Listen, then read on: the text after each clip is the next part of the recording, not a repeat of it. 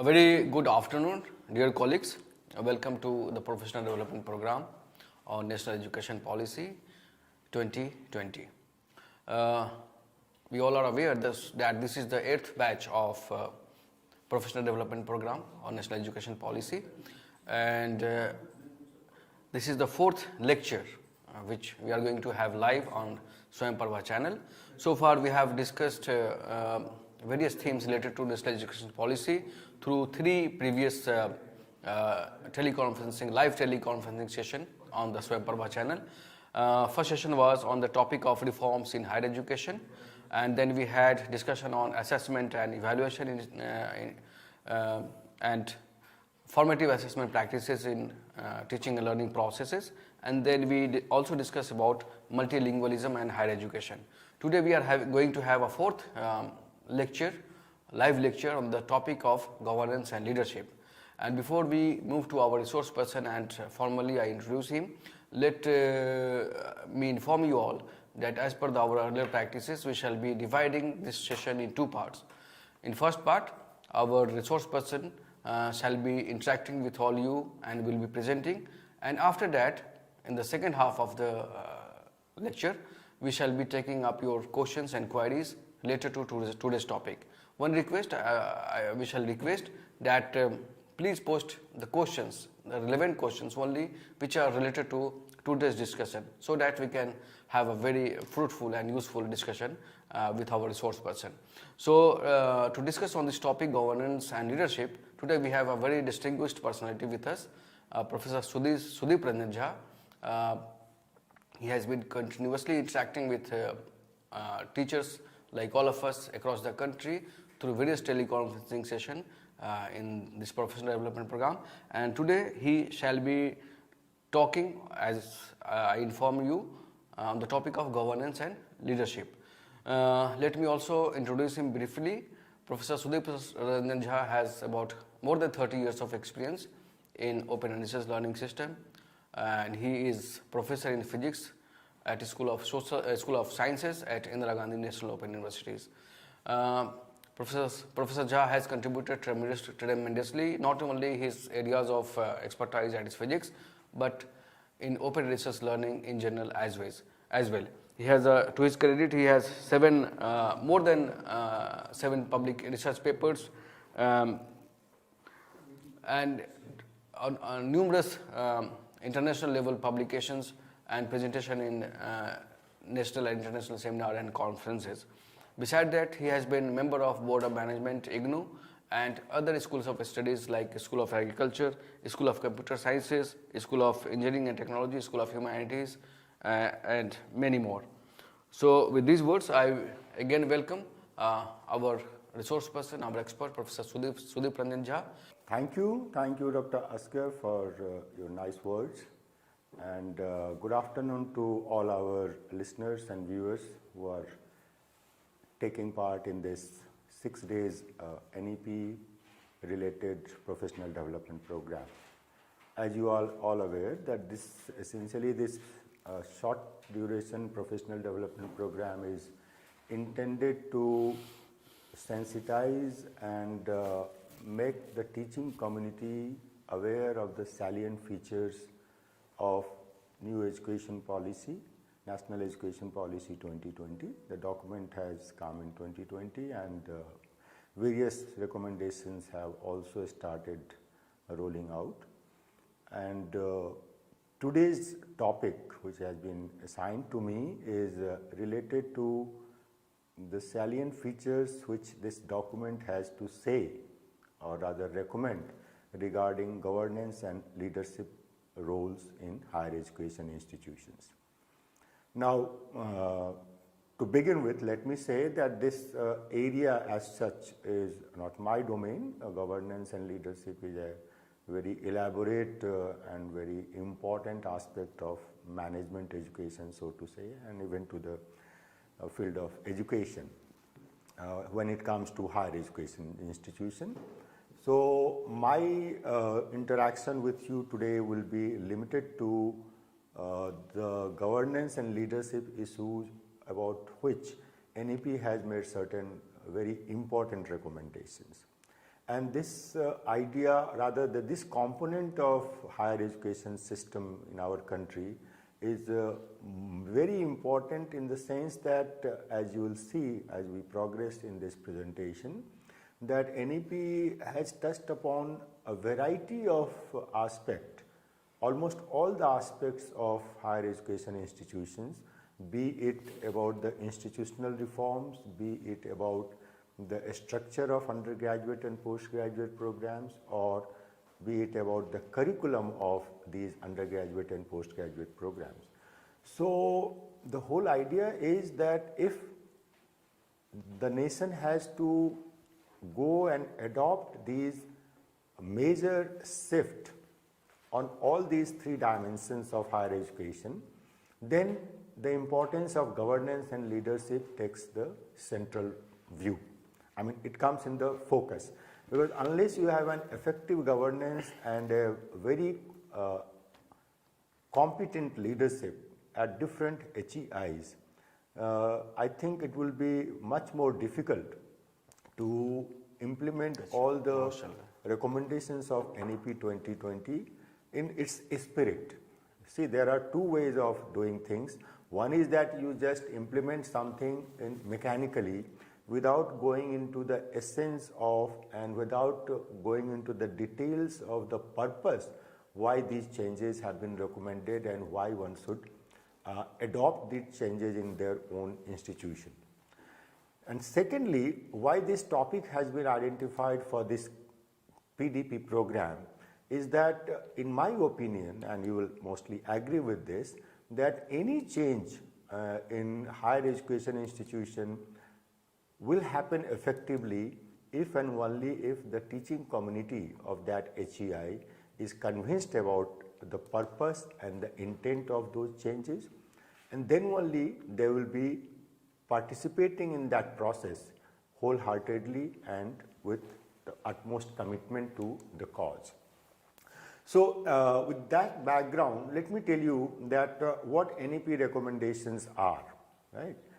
First of all, it has said that I have not listed all, and all these points are there in the NEP document. I think my previous presenters must have highlighted that it is important for all of you to go through this document. This is a very brief and very intense document, so to say. It's hardly 63 pages. So you must find occasion to go through this policy document, which is available at UGC website. So in that document, you will find that the NEP 2020 Framing Committee has identified certain limitations they have observed in the higher education scenario in our country. First and foremost, they say that the governance and leadership is suboptimal. Suboptimal means that the expectations from governance and leadership is much more, and what is available and what is being practiced in the name of governance and leadership, that leaves much to be desired. Second important limitation they have highlighted is that the faculty and institutions, they don't have much of autonomy to try out new things, to revisit their curriculum, to deviate from the standard curriculum of that level of program and introduce new things based on their own experience as well as the need of the student community or the region where that HEI is located. And third important limitation they highlight is that this large universities in terms of number of colleges they affiliate with them, that has essentially resulted into very low standards of undergraduate education in our country across all the systems, whether it is sciences, arts or professional college. So they say that when universities just restrict themselves only to affiliating colleges without closely monitoring and without closely guiding and mentoring the academic activities of those institutions, it necessarily, they have found that it generally result into degradation of undergraduate education in our country, which is the major student intake in higher education system. So in that context, what NEP expects from HEIs? They, as I told you, they have suggested that it needs to be touched upon, restructured, revisited on all the three counts. One is that they propose a massive institutional restructuring, and these three restructuring has been proposed keeping an eye on the limitations they have come across in the HEIs of the country as on date. So first is they suggest that we need to restructure, our institutional restructuring is needed. Second is that they say that the entire UG and PG degree programs, the way they are structured, where the focus in the subject and domain knowledge is very, very high and predominant, and other aspects of education which is more relevant not only from the point of view of employment of the person who is pursuing these UG and PG program, but also in the context of societal expectations from these undergraduates and postgraduates coming out of the institutions. And third is to restructure UG and PG program. They have suggested a broad framework, rather broad canvas, that what kind of revamping is needed in the curriculum of undergraduate and postgraduate degrees, what changes we need to incorporate in the pedagogy of teaching. For example, the way ICT can be used meaningfully so that learning experience can be enhanced. Third is they say that we need to revisit our assessment strategies, because assessment is more focused towards rote learning kind of a thing, and people pass out successfully in a program, but when it comes to applying those knowledge they have studied at UG or PG level, the performance is not as good.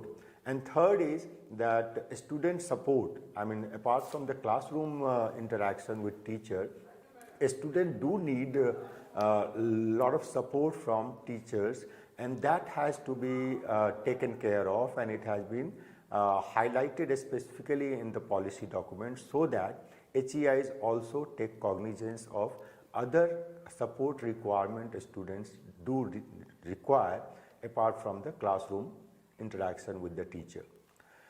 So in terms of institutional restructuring, as I told you, that they have found that this large affiliating universities are damaging the quality of undergraduate program. Therefore, what they suggest is that now we need to have large number of universities, full-fledged universities which are multidisciplinary rather than affiliating universities. And what will happen to the large number of colleges which are affiliated to universities? They say that we give them an opportunity to become an autonomous degree granting colleges. Essentially, the whole purpose of colleges getting affiliated to university is that only universities can award degrees. So this policy document recommends that we can, depending upon the accreditation process, accreditation plays a very important role in institutional restructuring. Only those colleges will be given autonomous degree granting status who meet certain benchmark in terms of accreditation. So therefore, once they achieve that autonomous status, there will be no requirement for them to get affiliated to any university, but only those colleges will be given autonomous status who are competent, which are multidisciplinary and all those things. Those details are there. Third is that NEP says that it's not necessary that all the universities are focusing more on both the major aspects of HEIs. One is that teaching, another is research. So universities can take a call that what is their priority, right? If you take a priority, let's say about research intensive university, that does not mean that there won't be any teaching and only students for research degree program will be admitted to such universities. It only means that the predominant concern and the focus of the institutional development plan of that university will be research rather than teaching, and then there can be large number of teaching intensive universities. That again does not mean that those universities will not be devoting their resources as well as manpower, teachers, students and everything in research work. So it is just a matter of what you give as your first priority and what is going on as a second priority. Third, as I explained you, to tackle this problem of large affiliating universities, they have put a provision that let us think of autonomous degree granting colleges, and which colleges will get this autonomous status. It depends on, it's a matter of detail which depend on the accreditation benchmark they have met, and then only they can be independent degree granting colleges. And fourth is, in addition to the traditional teaching learning which HEIs has been doing since long, and there are certain new dimensions in which NEP says that HEIs should also look into those roles. First is the mentoring. Good HEIs who have a good success story, who have a lot of best practices in their HEIs, they are supposed to mentor another HEI who approach them for adopting those good practices in their own institution.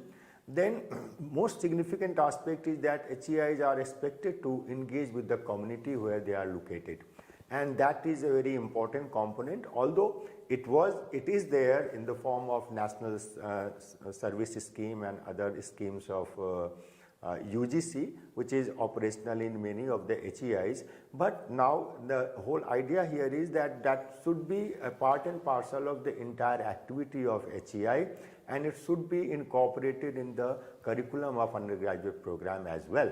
The students and teachers should be required to interact with the community on a regular basis as a part of their teaching learning process, rather than a standalone activity like NSS.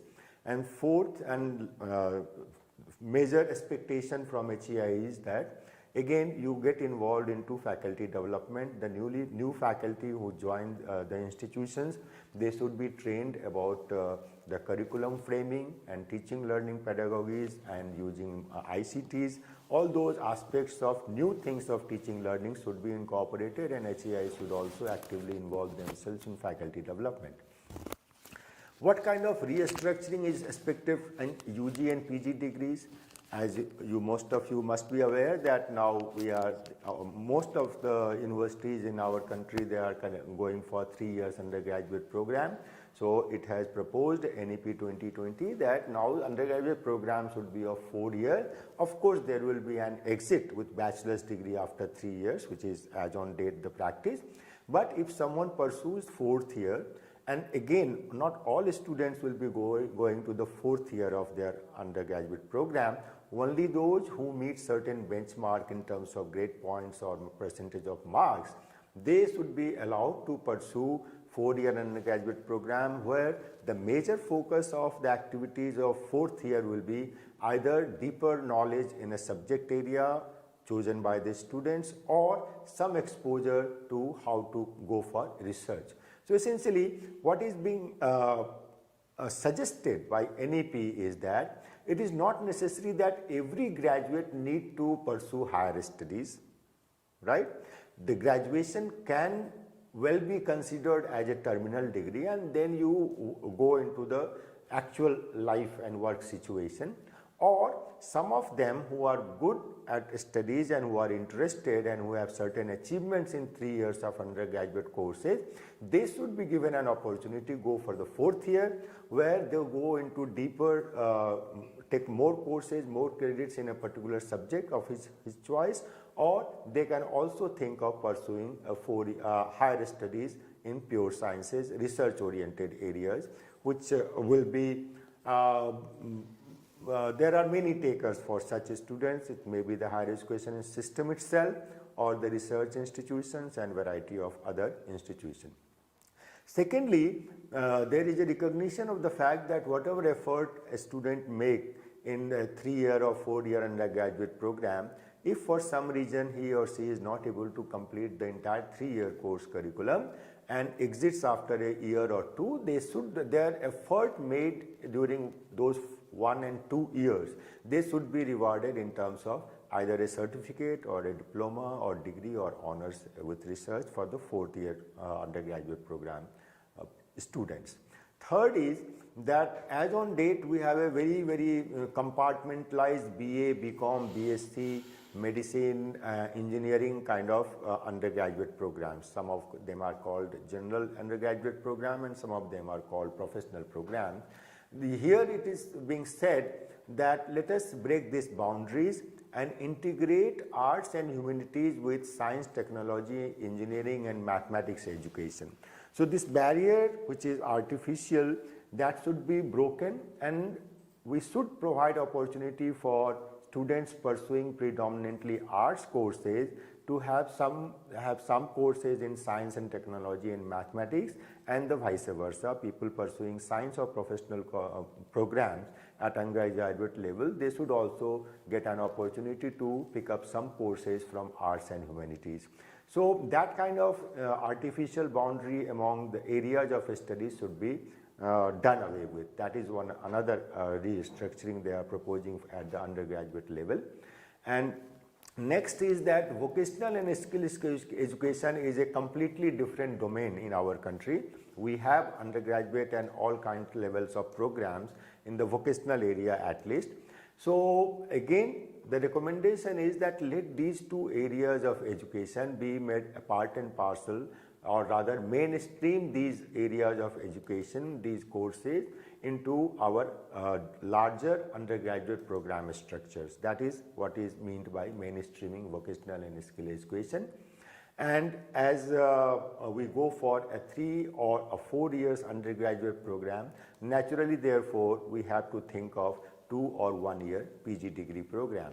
Details of all this will be explained by my colleague who will be taking one of the sessions of multidisciplinary higher education as recommended by NEP 2020. What kind of curricular restructuring of UG is required? As a teacher, this slide and the content of this slide be of your utmost concern, because as a teacher you will be expected to ponder over these expectations and come out with the viable and meaningful solutions. The first kind of restructuring is nothing new. We have been teaching at undergraduate level in discipline specific courses, but rest all are new areas. As I told you that vocational and skill courses has to be mainstream, therefore we have to find space in the credit structure of undergraduate program where we can give some vocational and skill courses to our students.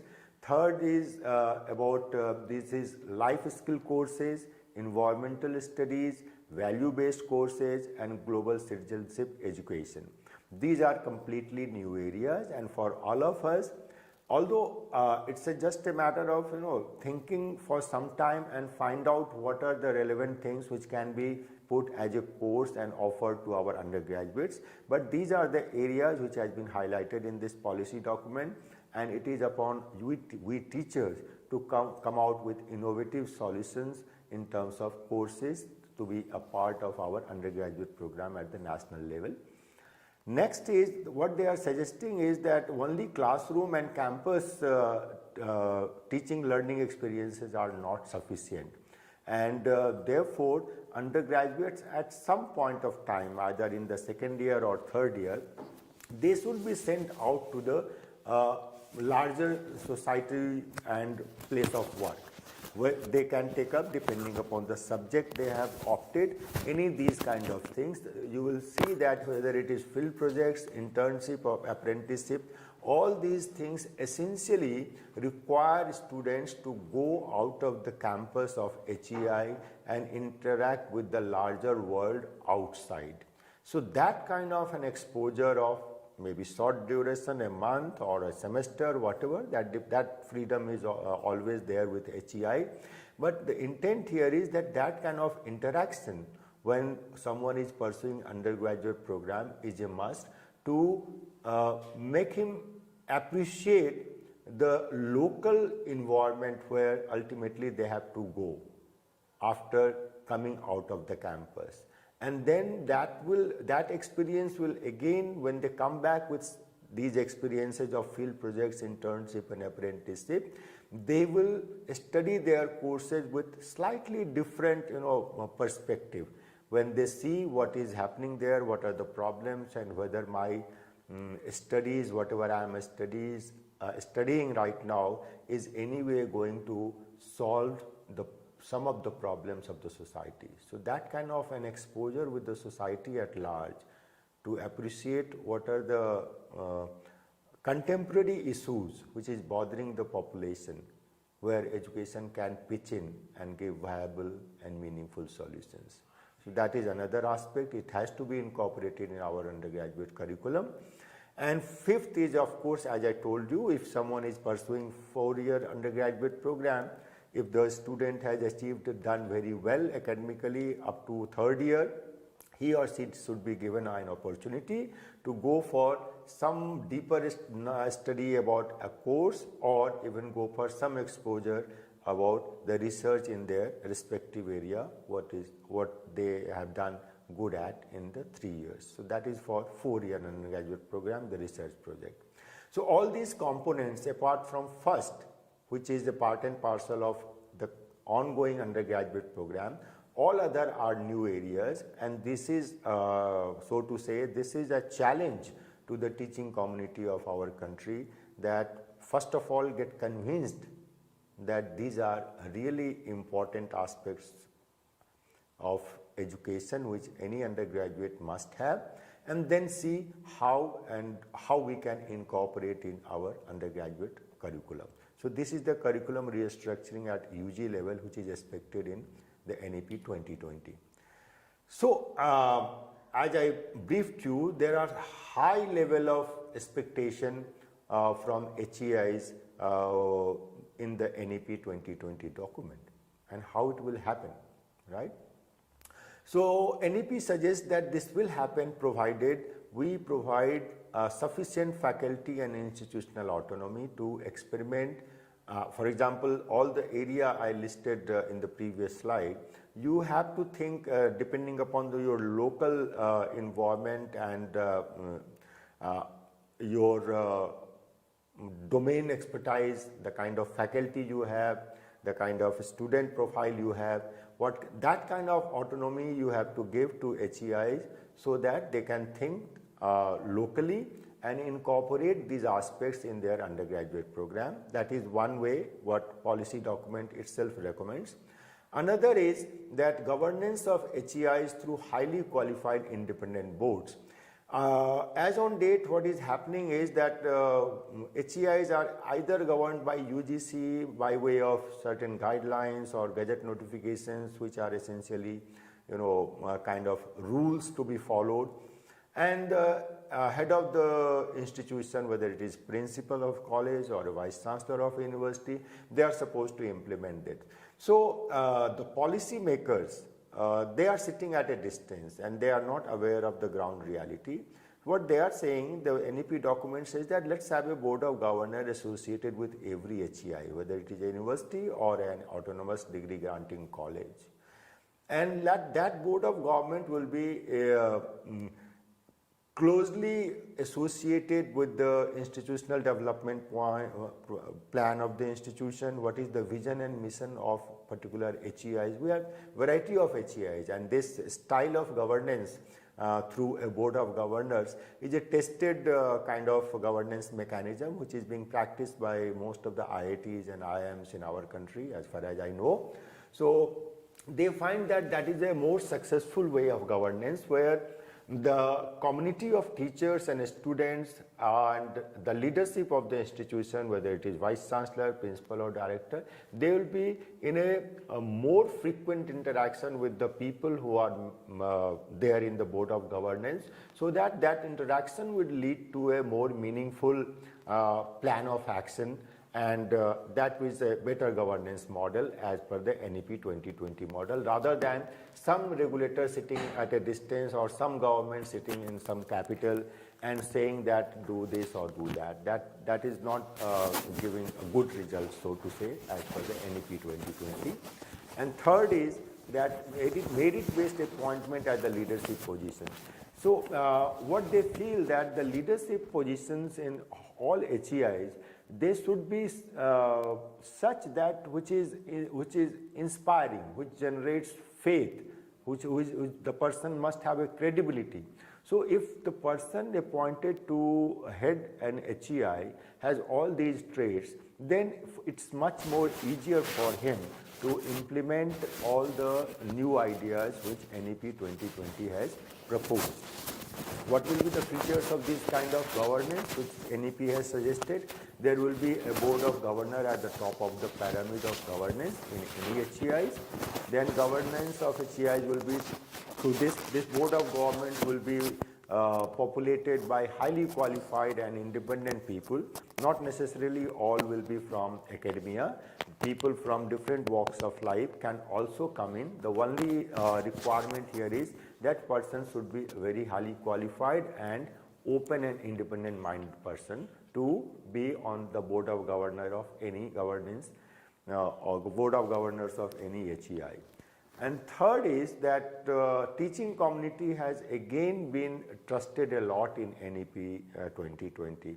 They say that ultimately we have to give complete freedom and these HEIs has to be self-governing. There should not be much of interference by way of any agencies. Let them govern, just you give a broad framework as the policy document has given, and then let them operate and let them govern themselves. And even the board of governors should also confine to the macro management rather than going into the micro management of day-to-day activities of HEIs. And again, it has emphasized that outstanding merit-based appointments at leadership position is a very, very important component for making all these things happen as has been proposed in HEI, NEP 2020. Now, this leadership, as I told you, it's a huge area of study in management education, so I am not an expert in this. But what interested me, I found interesting is that these three styles of leaders, and then I was just thinking that what kind of style of leadership will be more successful in HEIs, particularly given the huge restructuring as envisaged in NEP 2020 at all levels, be it institutional, restructuring the programs and the curricular restructuring. Democratic leadership, autocratic leadership, all these two terms are very obvious by their very name. Mostly in HEIs, the democratic leadership is the way of life. Generally, we operate in such a situation where there is an interaction among teachers, between the vice chancellor and the teacher, or the principal and the teacher, between the students and the teachers. So that kind of participative decision making, what is called a democratic style of leadership, and that is the norm in most of the HEIs. Autocratic leadership is generally not seen, but you never know that there are certain leaders, certain head of the institutions who are autocratic, who don't believe in much of interaction. They believe that what is to be done has to be done, and that's the major trait of autocratic. But in my opinion, the kind of changes NEP 2020 envisages for HEIs, the only successful leadership model will be transformational. Now, what I understand by this transformational style of leadership is that you first of all, you have to win the confidence of the teaching community primarily in an HEI to make anything happen meaningfully. Now, all my words are important. Things will happen in any way. If you are in a leadership position, if you say that this has to happen, this may happen. But if you are really sincere to the cause, or you are really serious about the intent of the change you want to make, then you have to have a transformational leader.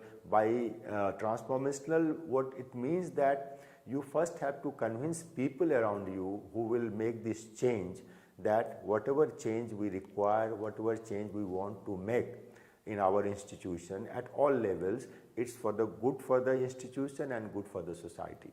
First, if all the stakeholders are convinced about this, and that conviction will come only when the leader is a kind of a visionary, and he not only preaches, he provides a broad, good picture of the situation and the scenario what will be after these changes are made, and then let people do their respective jobs. So that kind of a visionary leadership is required in most of the HEIs if we really mean to go for changes envisaged in NEP 2020.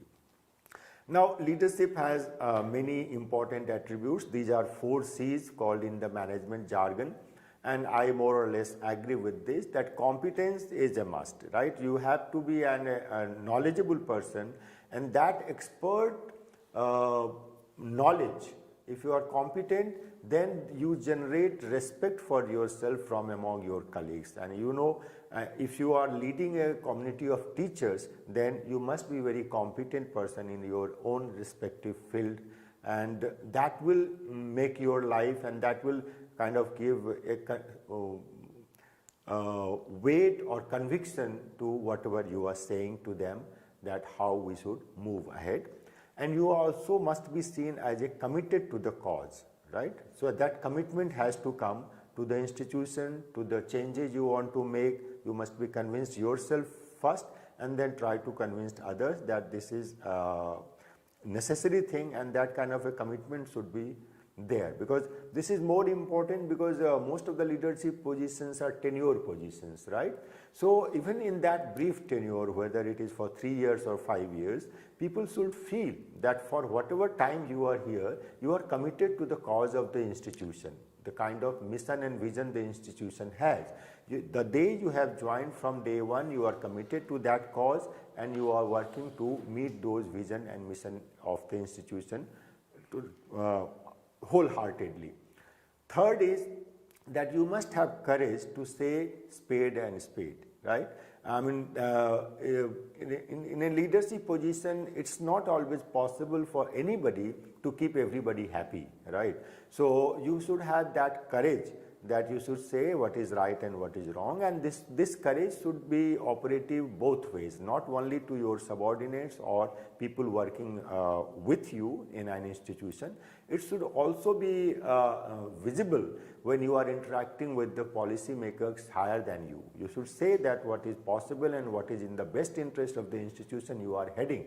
And that kind of a courage is also an important attribute of a good leader. And candor is again another, you should be very frank about what your understanding of the situation is. And there is no point, not saying something. You should open your card also as a leader, that what you think and why you think like that. Because if you are leading a community of teachers, you have to get into this habit of dialogue and debate. Of course, this dialogue and debate cannot go endlessly, but it can't. It must happen. And whatever your vision is, you should be very frank in saying that, and then discuss with them, and then come to a decision, which is generally it is good that if it is made through consensus. Now, the leader's position is like this. It's a 3-way interaction as I see it. Essentially, any HEI essentially is a teaching community, because whatever is suggested, whether it is institutional restructuring or restructuring undergraduate and postgraduate programs, it will happen only if the teaching community is involved. They are the agents of change, so to say. So the leader's position is that he or she has to first convince himself that NEP, whatever NEP is suggesting, what is possible and how it is to be done. He should first be convinced and aware of all those things and their operational details.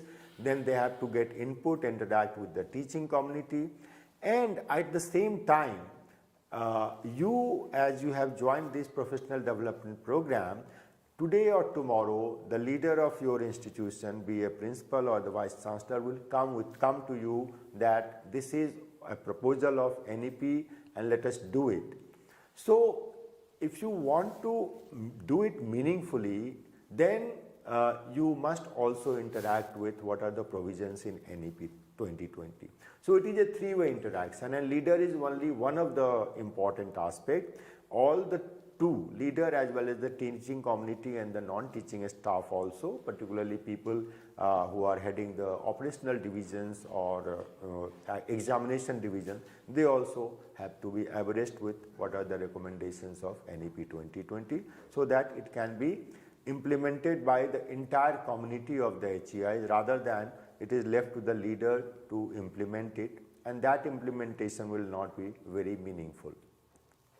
Now, a leader is also in a very precarious position, whether it is principal or vice chancellor.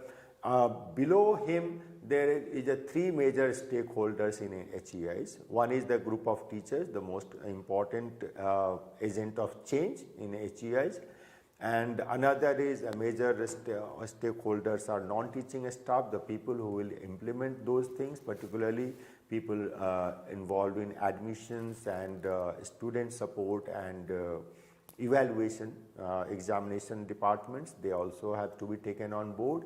And third most important stakeholder is students, because ultimately the impact of all these restructuring will be felt by student community. So they have to be sensitized before any major changes in the structure of the program or the curriculum is made. So that leader's role is to keep interacting with all these three major stakeholders in HEIs, and that is not the end of the story for a leader. He or she has to also keep interacting with the board of government, which is as on date mostly the ministries in different governments, whether central government or state government. So they have to be in touch with that, and government has also, and rightly so, because the most of the public funded university are run on the taxpayers' money. So government also has certain expectations from higher education institution. So leadership has to listen to them also, and that will happen even if it is replaced by the board of government in the new governance style as suggested in NEP 2020. So leader's position is not very, in a sense, rosy position, particularly in those times when major changes in the system are expected to happen in a time-bound manner. As you must be aware that large number of NEP's proposals are being tried out in different institutions.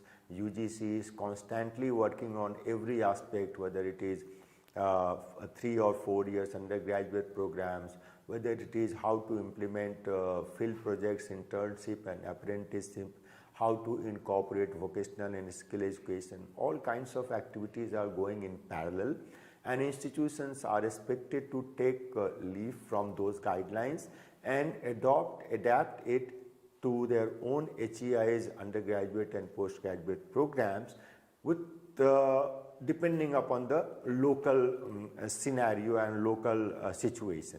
That flexibility is given, but there is a thrust, slow and steady move towards most of the major recommendations of NEP to be implemented. So as a group of teachers, ultimately it's our responsibility to see that these things are implemented in the best interest of students and the society. Therefore, this program is there, and therefore the role of leadership, some of you may be in the leadership position as on date, and some of you will, as you progress in your career, go to the leadership position. So it is necessary to always see the whole thing from a distance. That gives you a macro picture, and as a single agent of change, as a teacher, you may not get that view, but from a view from a distance gives you that what all it takes and how things have to happen so that everything falls in place simultaneously. So I think with that, Dr. Asgar, I will stop, and let's invite some questions if there are any.